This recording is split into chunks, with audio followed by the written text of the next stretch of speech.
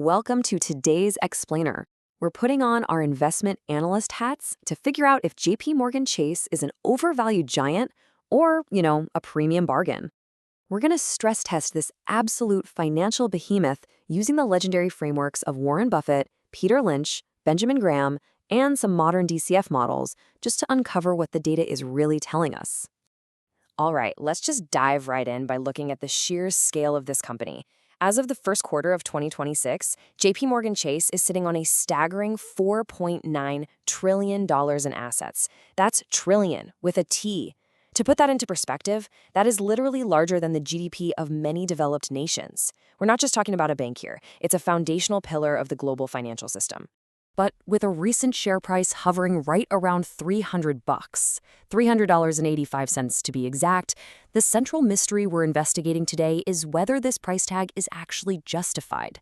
I mean, over the last 5 years, this stock has gone on a massive run, returning nearly 110%. So, as analysts, we really have to ask ourselves, is all the good news already priced in, or is there still room to run? Moving on to Section 1, the banking heavyweight. Let's establish a formidable baseline here. So let's look at this through the Warren Buffett lens. Now, Buffett looks for a deep economic moat, elite management, and hyper-consistent earnings. And while JPMorgan absolutely delivers, in Q1 2026 alone, they pulled in $16.5 billion in net income. But more importantly for the Buffett approach, they boast a 19% return on equity, consistently crushing their 25% internal ROE targets for 5 consecutive years under Jamie Dimon.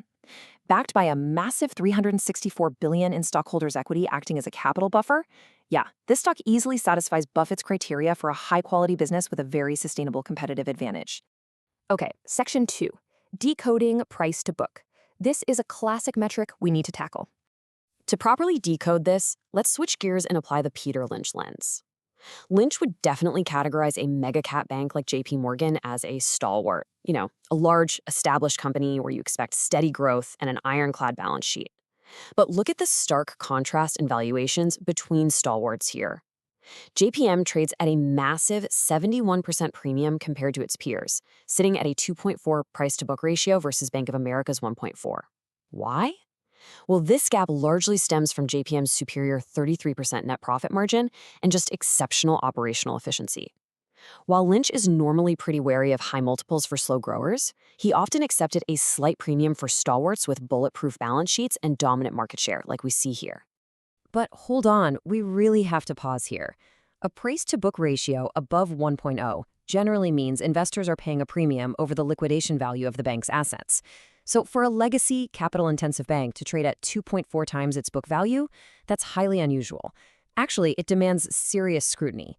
Are we paying way too much for the brand name, or is this premium completely 100% justified by growth? Let's find out in Section 3, the Graham number test. We're looking for a margin of safety here. To give ourselves a conservative reality check, we're going to run JPMorgan through the legendary Benjamin Graham's defensive investor checklist.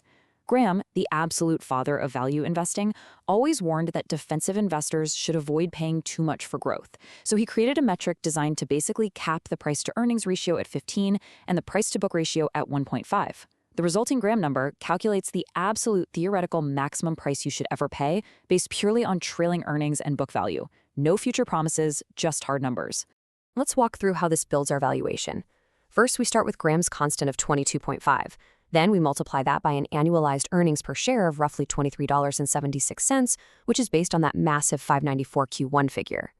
Next up, we multiply that by the current book value per share, which sits at $128.38. Take the square root of that whole product, and, drumroll please, we arrive at a Graham number of approximately $261.97. Yeah, the math is pretty unforgiving here. For a strict, traditional value investor following Graham's framework, the stock's current price of around $300 sits quite a bit above that $262 Graham number. This tells us that without factoring in any future growth, the stock might simply be too expensive right now.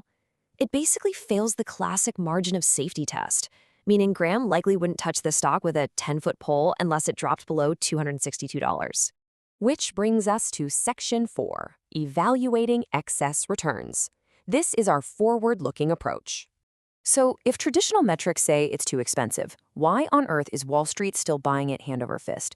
Well, we have to pivot to modern, forward looking frameworks. Since traditional free cash flow is notoriously tricky to calculate for financial institutions, we use a specialized form of a discounted cash flow valuation called the excess returns model.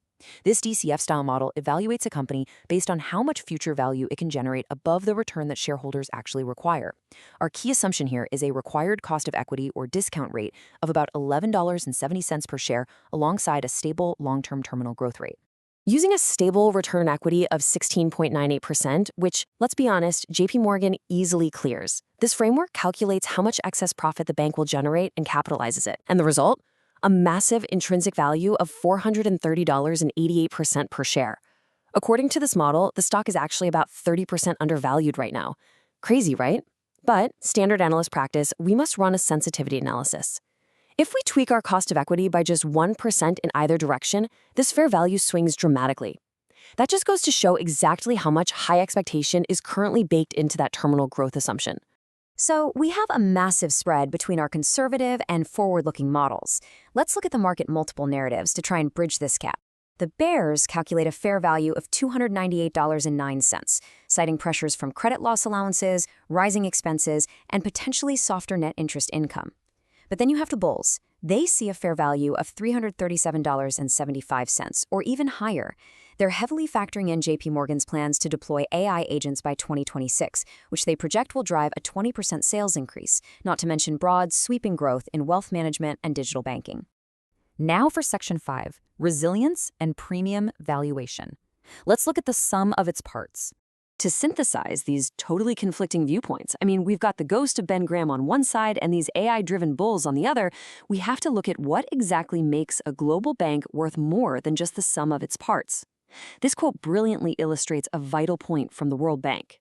A high price-to-book ratio doesn't automatically mean a stock is in a massive bubble. It represents undeniable franchise value. It means the market fundamentally believes the bank will continue to generate profits way in excess of its cost of capital year after year after year. Furthermore, recent research from the Bank for International Settlements really confirms this tight link. Their working paper translates a lot of complex academic data into one simple truth. Bank valuations directly and predictably increase alongside analysts' return on equity forecasts and the management capital buffers a bank holds. Put simply, high resilience equals high valuation. Ultimately, a premium like this reflects the market's deep trust in a bank's business model. Because JPMorgan consistently crushes its ROE targets and maintains highly disciplined risk management, seriously, they're expecting charge-off rates at the low end of their range, even as macroeconomic conditions normalize. It has quite literally earned the right to trade at that legacy-defying premium. Let's bring it all together and synthesize our findings across all these analytical lenses. Benjamin Graham, he demands a pullback to $262 to get a true margin of safety. Peter Lynch might view this as a fairly priced stalwart, leaning more towards a hold. Warren Buffett would absolutely love the economic moat and consistent ROE, but even he might balk a little at paying the current premium multiple. Meanwhile, our forward-looking DCF and excess returns models suggest intrinsic value could reach all the way up to $431, pointing towards a deep value buy. The market consensus seems to rest right in the middle, around that $337 bull case target. As we wrap up this explainer, take a hard look at the evidence we've presented today and ask yourself, in a market full of macroeconomic uncertainty, how much of a premium are you willing to pay for absolute dominance? Are you waiting for a Graham-style discount that honestly might never come? Or are you buying into the incredible franchise value of the biggest player on the board? Thanks so much for joining me on this deep dive, and as always, keep questioning the numbers.